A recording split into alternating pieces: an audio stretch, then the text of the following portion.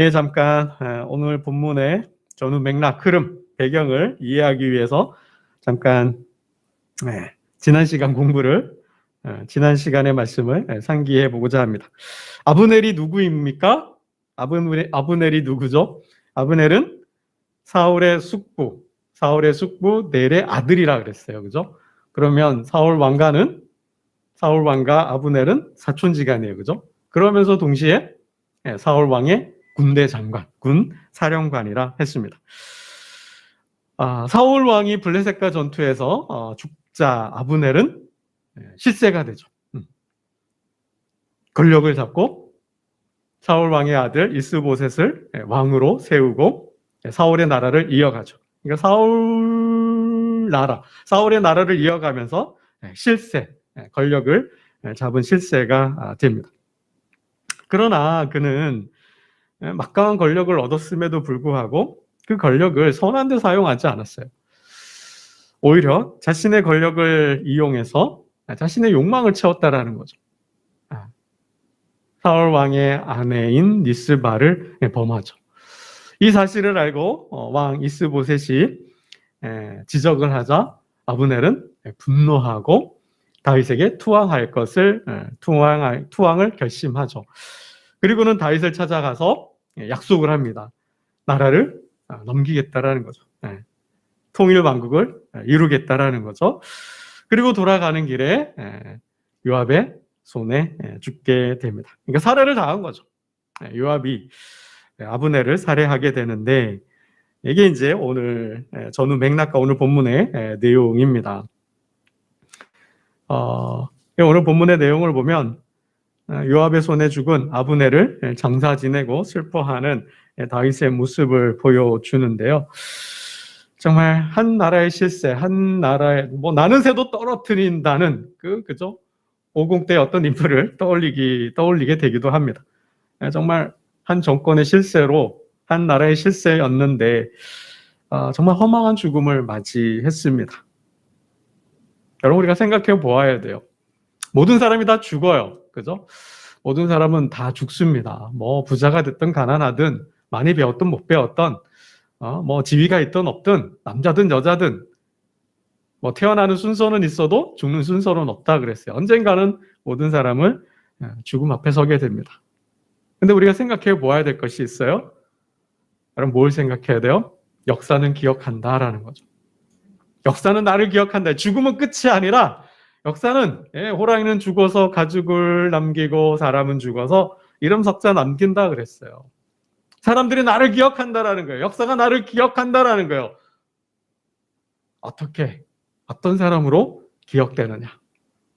나란 존재가 나란 사람이 어떻게 남느냐 중요하다라는 거죠. 생각해 보아야 돼요. 더 나아가서는 영적으로 생각해 보면 뭐예요? 하나님 앞에 선다 그랬습니다. 지나온 삶을 하나님께서 평가하신다 그랬어요.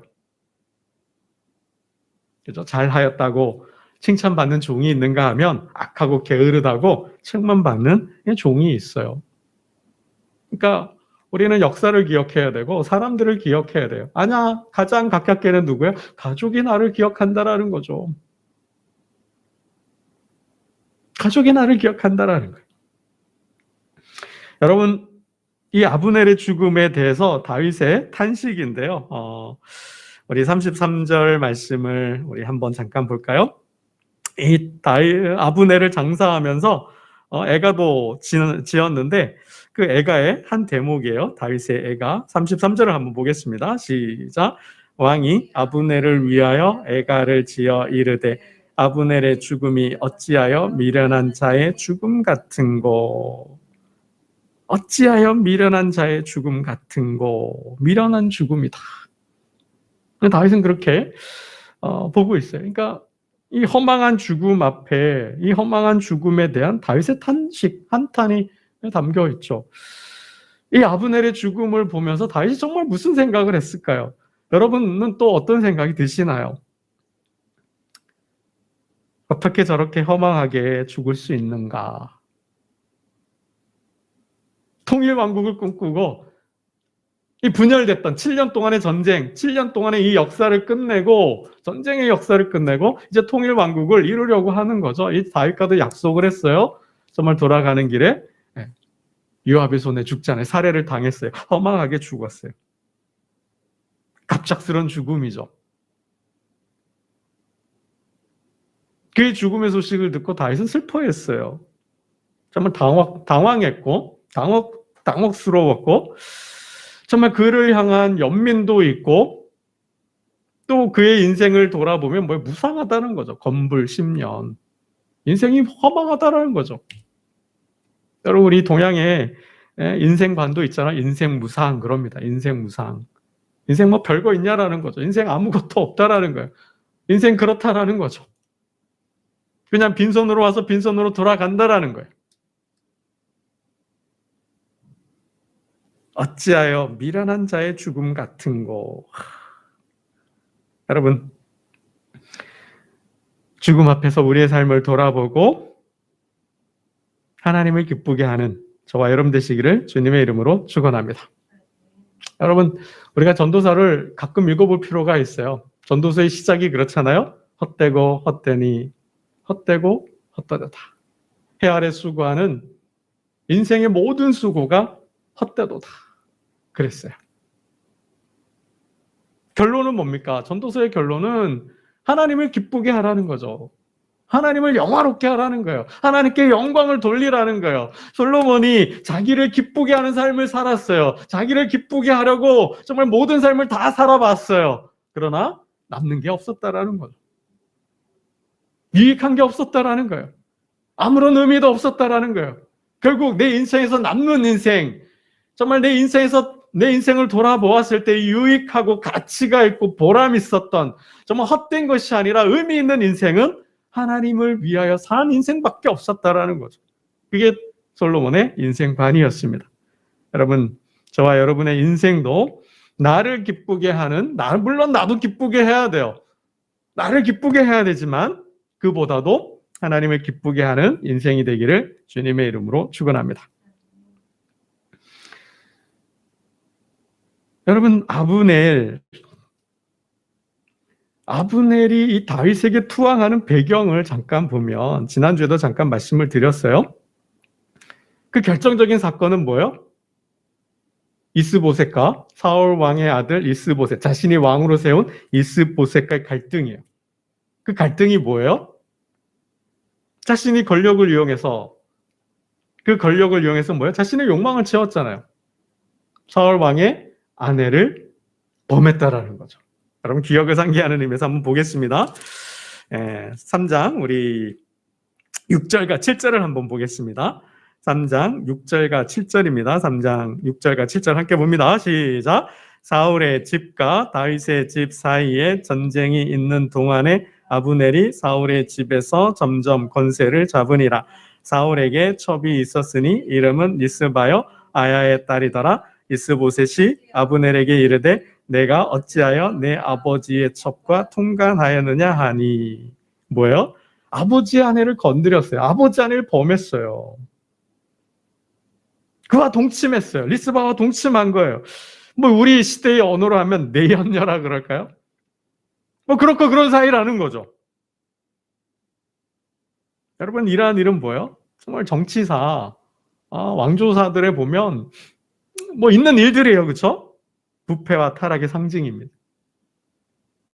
부패와 타락의 상징이고 망조의 징후죠. 망조의 징후입니다. 정말 아침 드라마처럼 막장 드라마 같은데 이러한 일들이 뭐예요? 이러한 일들이 결국은 망하는 국가의 상징적 모습이죠. 국가 패망의 지름길이 바로 이러한 일이라는 거죠. 여러분, 이 일을 이스보셋이 입장에서 본다면 정말 이 사건이 이스보셋에게는 어떤 사건이에요? 지난주에도 잠깐 말씀드렸지만 자신을 능멸한 거죠.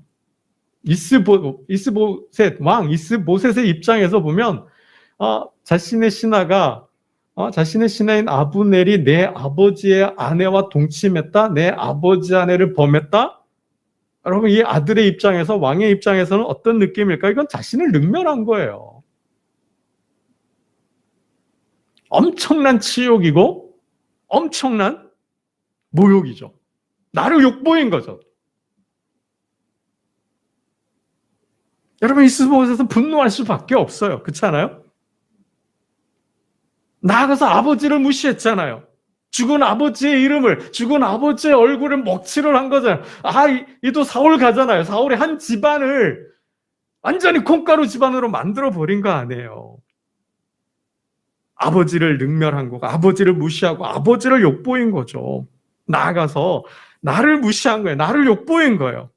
나의 자존심, 왕의 자존심, 왕의 채통을 아예 그냥 짓밟아 버린 거죠. 이게 뭐예요? 결국 나를 범한 거죠. 리스바를 범한 것은, 아버지 아내를 범한 것은 나를 범한 거예요. 나의 왕권에 대한 도전이죠. 물론 허수아비 왕이에요. 아브넬이 나를 왕으로 세웠지만 그래도 왕의 자존심과 왕의 채통이 있는데 그거를 완전히 짓밟아 버린 거죠. 여러분, 아무리 허수아비 왕이라 그러지만, 여러분 지렁이도 밟으면 꿈틀한다 그러지 않아요? 아무리 내가 권력 없는, 힘 없는 허수아비 왕이라고 하지만 이 이스보셋의 입장에서 본다면 이 아브넬의 행위는 정말 엄청난 충격인 거죠. 엄청난 충격, 분노와 적대감을 일으킬 수밖에 없다라는 겁니다.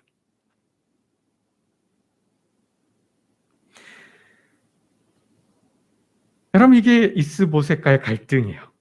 이게 왕권 다툼인 거죠. 아무리 여러분 왕인데, 왕이 왜 한 나라를 전체를 통치하고 싶지 않겠어요? 그죠? 요압만 없으면, 아브넬만 없으면, 아브넬만 제거하면 내가 군대를 장악하고 내가 이 나라의 진정한 왕으로 등극할 수 있다라는 거죠. 왜 그런 마음이 없겠어요? 기회는 이때다. 이참에 아브넬을 제거하자. 뭐 이런 생각해 볼 수도 있지 않아요? 근데 감히 선뜻 나서지는 못하죠. 3장 11절을 한번 보겠습니다. 3장 11절, 갈등 관계가 있는데 지금은 참을 수밖에 없어요. 3장 11절 함께 봅니다. 시작. 이스보셋이 아브넬을 두려워하여 감히 한마디도 대답하지 못하니라. 왜요? 권력이 없으니까, 힘이 없으니까. 실세는 아브넬이니까. 아브넬이 이스보셋을 지적하자 어떻게 그러한 불륜을 저지를 수 있습니까? 어떤 그렇게 막장 드라마를 쓸 수 있습니까? 했더니 발끈해서 화가 나서 뭐예요? 내가 이 나라를 다윗에게 그럼 넘기겠다. 내가 안 넘기면 내가 벌을 받겠다. 뭐 이렇게 된 거죠. 여러분, 아브넬의 입장에서 본다면 어떨까요? 자신의 부도덕함이 만천하에 드러난 거죠. 아무리 실세지만 내가 한 나라의 권력을 잡고 있지만 이게 뭐야? 나의 부끄러움이, 나의 수치가 온 세계에 만천하에 드러났어요. 부끄러움을 느끼지 않을까요? 수치감을 느끼지 않을까요? 뭐 죄책감, 뭐 두려움도 느낄 수 있겠죠. 두렵겠죠. 어쩌면 다윗에게 투항하고 이 나라를 사울의 나라를 다윗에게 넘기겠다, 갖다 주겠다라고 생각한 배경은 어쩌면 자신이 사는 유일한 길이라고 생각했을지도 모르겠어요.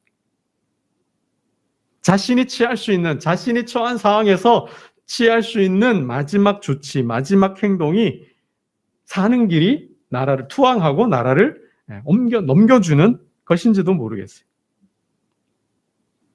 그래서 장로들과 상의하죠. 베냐민 지파와 상의를 하는데요. 정말 불륜 중에 불륜이고 가족을 볼 수가 있겠습니까? 부인을 볼 수가 있겠습니까? 특별히 백성들이 아주 불꽃 같은 눈동자로 지켜보고 있는데 어떻게 통치를 할 수가 있겠어요? 어떻게 국정을 운영할 수 있겠어요? 여러분, 이게 암살 대상인 거죠. 암살 대상인 거죠. 그래서 이스라엘 장로들과 베냐민 지파와 상의를 하고 다윗에게 이제 투항을 하게 되는데요. 17절 말씀을 한번 보겠습니다. 17절입니다. 시작. 아브넬이 이스라엘 장로들에게 말하여 이르되 너희가 여러 번 다윗을 너희의 임금으로 세우기를 구하였으니. 왜 이스라엘 장로들은 다윗에게 투항하자. 다윗에게 나라를 다윗을 왕으로 삼자라고 했을까요? 물론 하나님의 말씀이 있어요. 하나님의 뜻이 있어요. 하나님이 다윗과 함께 하셨고 다윗을 통하여 나라를 통치하기를 원하신다고 다 알고 있어요. 그런 뜻도 있지만 그 이면에는 이러한 막장 드라마, 막가는 정치, 이 나라의 망조를 보지 않았을까요? 그러니 나라를 다시 세우고자 하는 그러한 어떤 정치 세력으로도 볼 수 있을 것 같아요.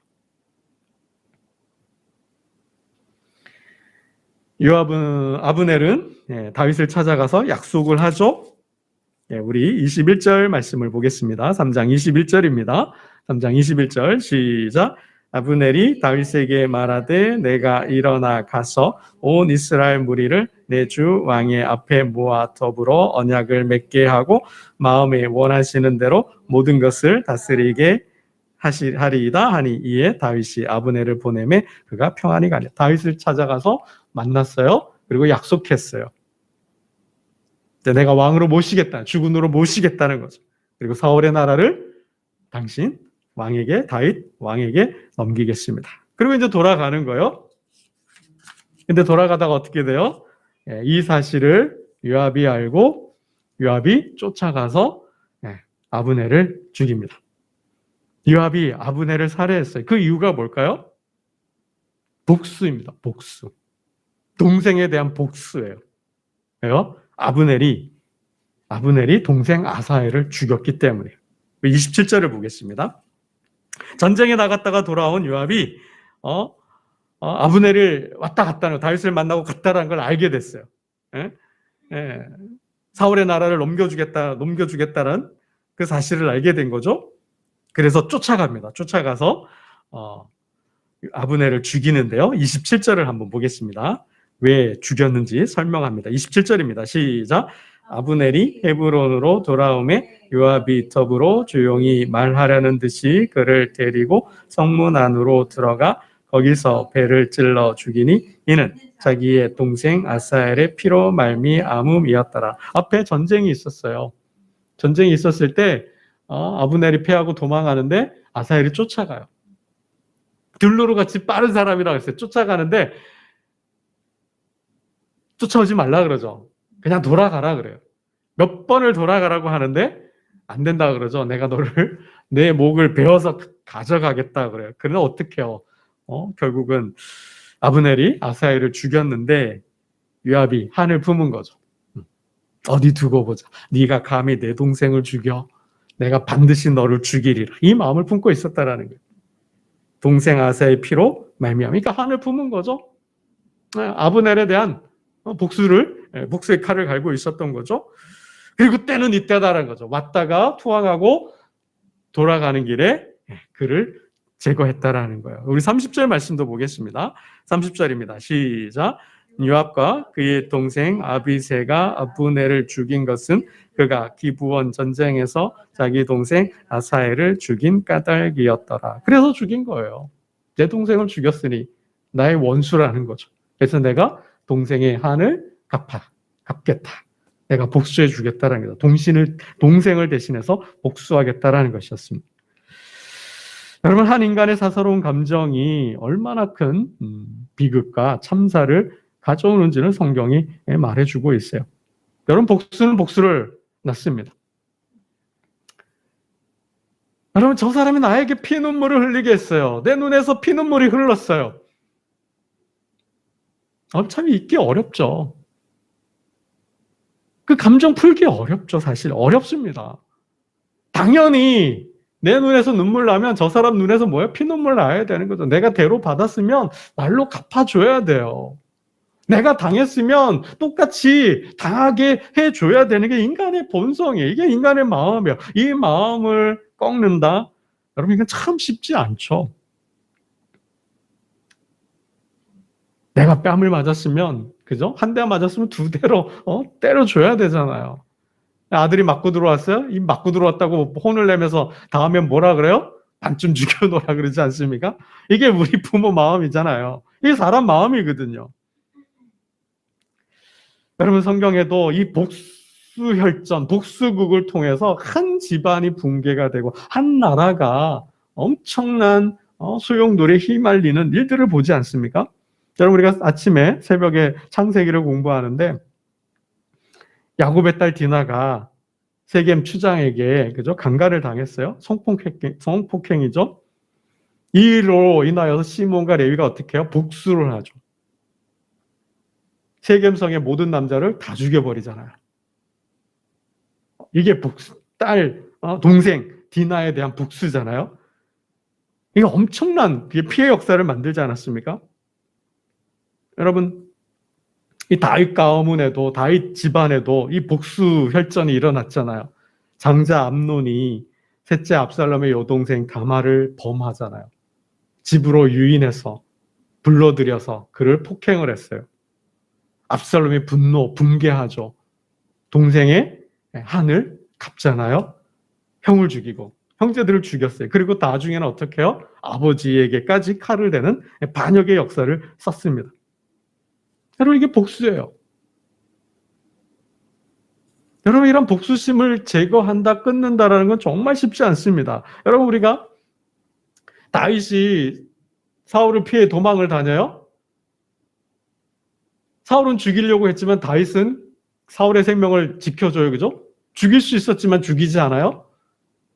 그러나 다윗도 인간적인 마음에 휩쓸려서 복수를 하려고 했던 때가 있었어요. 그가 도망 중에 40살, 그죠? 40살 나발을 지켜주고 보호해줬어요. 그의 양떼를 지켜주고 그를 도와줬어요. 그 양털 깎는 날이 되어서 좀 우리를 도와주세요 라고 했는데 나발이 어떻게 해요? 거절을 하죠. 다윗이 누구냐? 난 그런 사람 모른다. 누가 그런 나는 그를 도울 이유도 필요도 없다. 그러면서 어떻게 해요? 다윗이 붕괴하죠. 복수심이 일었어요. 근데 그 복수의 참극을 막은 사람이 누구예요? 나발의 아내 아비가일이죠. 용서를 구하고 다윗의 그 마음을 녹이고 그리고 돌아가는 거죠. 여러분, 우리가 성경을 볼 때 복수할 수 있었지만 복수하지 않은 사람이 있죠. 요셉이죠. 형들이 나를 팔았잖아요. 그 일로 해서 10여 년 동안 얼마 종살이하고 옥살이를 하지 않습니까? 그 형들이 나를 팔아버린 그 형들이 내 앞에 있어요. 나는 총리예요. 그들을 감옥에 넣고 그들을 죽일 수도 내가 당한 만큼 곧 돌려줄 수 있지만 내가 당한 만큼 그 아픔과 고통을 다시 돌려줄 수 있지만 요셉은 그렇게 하지 않아요. 그죠? 왜요? 하나님의 마음으로. 하나님의 섭리와 하나님의 역사가 아니면 용서하는 마음이 생길 수 없다라는 거예요. 여러분, 왜 하나님께서 하나밖에 없는 아들을 내어주셨을까요? 이 원한 관계, 복수 관계, 마음에 맺힌 그 그 상처, 그 아픔을 품어주시는 거죠. 아들 예수를 통해서. 아들 예수의 이 십자가 사건이 없으면 인류는 어떻게 해요? 끊임없는 전쟁과 이 복수 혈전, 피비린내 나는 복수의 혈전을, 복수하는 전쟁을 치를 수밖에 없다라는 겁니다. 여러분, 이 마음은 그리스도 안에서 정말 하나밖에 없는 아들을 십자가에 내준 하나님의 마음을 이해하고 그 마음으로 내 이 억눌린, 억압된 이 상처를 녹여내지 않으면 도저히 감당할 수 없는 사건들이라는 것입니다. 여러분, 오늘 이 요압의 아픔이 있어요. 요압의 동생을 잃어버린 슬픔이 있어요. 그러나 그는 사사로운 인간의 감정적, 인간의 방법으로 해결했다라는 거예요. 여러분, 복수는 누가 해요? 하나님께 있어요. 하나님 하시는 거예요.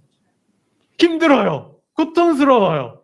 그렇지만 아들을 내어주신 그 하나님의 마음으로 우리가 우리의 마음을, 이 분노를, 이 아픔을 녹여낸다면 용서와 화해의 역사가 만들어지는 줄로 믿습니다. 여러분, 요셉이란다. 요압의 이 아브넬 사례는 오해와 갈등을 만들었어요. 백성들이 볼 때는, 신하들이 볼 때는 어떻게 해요? 다윗의 행동으로, 다윗의 행위로 생각을 했다는 거죠.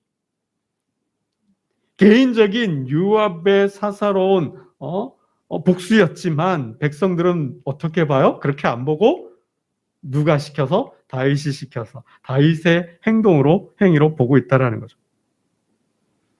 다윗은 피 한 방울 흘리지 않고 무혈 통일을 꿈꾸었다가 큰 위기를 맞게 됐어요. 요압 때문에.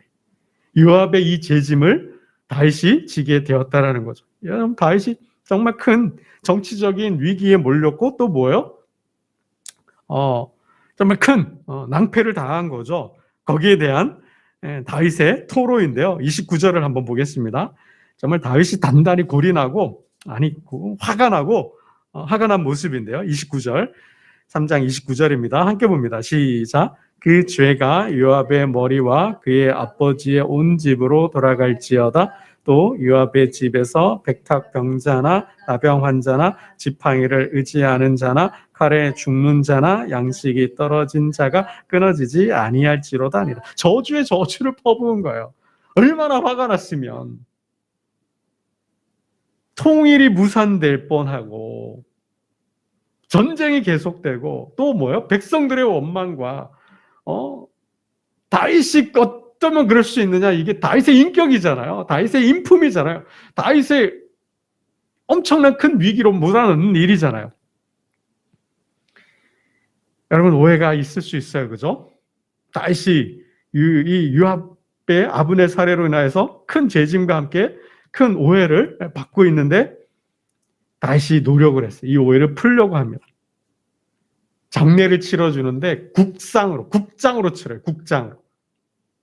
국상으로 선포하고 국장으로 치르면서 모든 장례를 주관하면서 그를 위해서 뭐요? 심지어는 애가까지 지어 주었다라는 겁니다. 여러분, 우리 31절, 32절을 봅니다. 31절, 32절 국장을 선포하고 모든 장례를 주관하는데요. 정말 슬퍼합니다. 애통해줘요. 31절, 32절 봅니다. 시작. 다윗이 요압과 및 자기와 함께 있는 모든 백성에게 이르되 너희는 옷을 찢고 굵은 베옷을 띠고 아브넬 앞에서 애도하라 하니라. 다윗 왕이 상여를 따라가 아브넬을 헤브론에 장사하고 아브넬의 무덤에서 왕이 소리를 높여 울고 백성도 우니라. 여러분, 오해 풀어야 돼요. 오해 풀어야 돼요. 다윗이 오해를 풀려고 이렇게 애쓰고 노력했더니 뭐예요? 정말 애통해하고 장사 지내주고 애가를 지어서 선포하고 했더니 백성들이 그 마음을 알아준 거죠. 아, 다윗이 한 것이 아니구나.